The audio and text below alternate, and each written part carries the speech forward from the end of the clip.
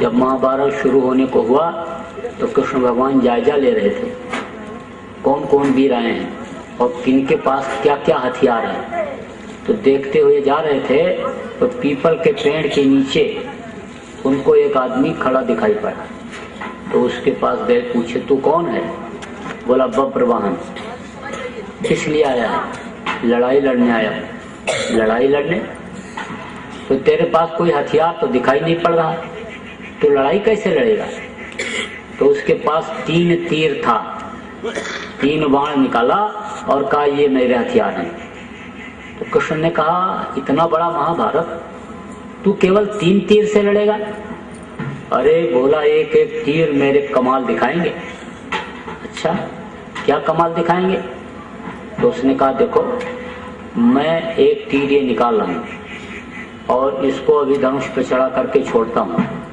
People के पेड़ के ऊपर जितने भी पत्ते हैं वो सब को नत्थी करेगा और बींध करके फिर आएगा जमीन पर जितने पड़े हुए पत्ते हैं सूखे गीले सब को नत्थी करके और फिर मेरे पास आ जाएगा। तो बोले अच्छा ठीक है छोड़। तो छोड़ा उसने बाण। तो कृष्ण ने क्या किया, एक पत्ता तो ले लिया मुट्ठी में और दूसरे पत्ते को पैर से दबा दिया। अब जब उसने बाण छोड़ा तो वो बाण गया सारे पत्तों को नत्थी कर लिया, लगे हुए पत्तों को, और फिर नीचे जमीन पर आया, पड़े हुए पत्तों को नत्थी किया और नत्थी करके कृष्ण के पैर की तरफ बढ़ा।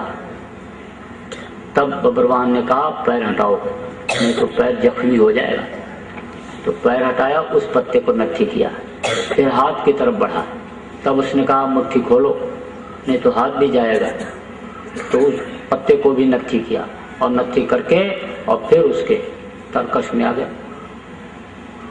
तो कृष्ण ने कहा कि ये तो बहादुर है और इसके पास हथियार भी बड़े चोखे हैं। तब पूछा, कहा अच्छा ये बता कि तू लड़ेगा किसकी तरफ से? तब बब्रवाहन ने कहा कि जो हारेगा उसी की तरफ से लड़ूंगा। तो कृष्ण ने कहा फिर तो लड़ाई बड़ी लंबी हो जाएगी, क्योंकि हारेंगे कौरव और ये कौरवों की तरफ लड़ेगा, तो हम और ये दोनों आमने सामने हो जाएंगे और लड़ाई लंबी हो जाएगी। तो उन्होंने नीति का प्रयोग किया। तो उससे कहा अच्छा ये बता कि तेरे अंदर और कोई विशेषता है? उसने कहा विशेषता क्या, कुछ नहीं, मेरे विशेषता क्या है? अरे भाई तू कुछ और बता अपने बारे में। तो उसने कहा मैं दानी हूँ। क्या चीज दान करता है? अरे मेरे पास कोई चीज रहती है, कोई मांगता है तो मैं दे देता हूँ। तो कृष्ण भगवान ने कहा तू मुझे भी देगा? आपको भी दे दूंगा। अरे मुझे भी देगा? दे दूंगा। अरे भाई तू मुझे भी दान देगा? हाँ हाँ बाबा दे दूंगा, मांगो तो क्या मांग रहे हो?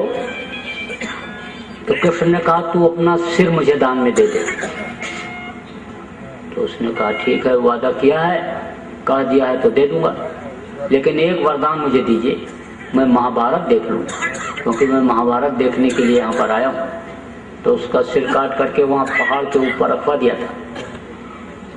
जब महाभारत खत्म हुआ तो भीम ने कहा मैंने मारा, नकुल ने कहा मैंने मारा, सहदेव ने कहा मैंने मारा। तो कृष्ण ने कहा मारा किसने? जो पूरा महाभारत देखा होगा वो बताएगा। तो ये हुआ कि भाई पूरा महाभारत देखा किसने? तो बताया कि देखा बब्रवाहन ने, उसने वरदान मांगा था महाभारत देखने के लिए। तो उसके पास ले गए। तो उससे कृष्ण भगवान ने कहा ये बता कि तूने महाभारत देखा? पूरा देखा, हर पल हर क्षण देखा।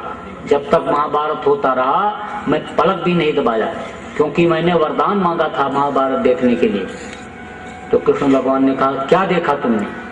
तो कहा मैंने देखा कि चक्र सुदर्शन चल रहा है, तो बड़े बड़े योद्धाओं का सिर काटता हुआ चला जा रहा है।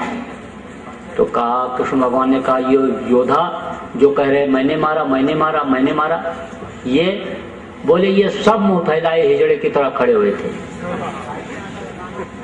किसी का हाथ पैर भी नहीं हिल रहा था, केवल चक्र सुदर्शन चल रहा था।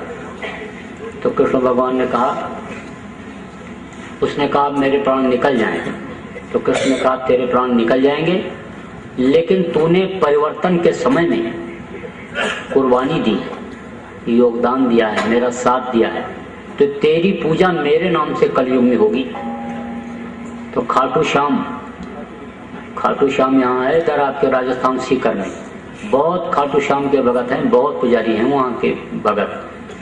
तो खाटू श्याम के नाम से वही है भगवान। तो कहने का मतलब यह है कि इतनी शक्ति अर्जित कर लेते थे लोग जीवात्मा को जगा करके कि जो चाहते थे वो हो जाता था।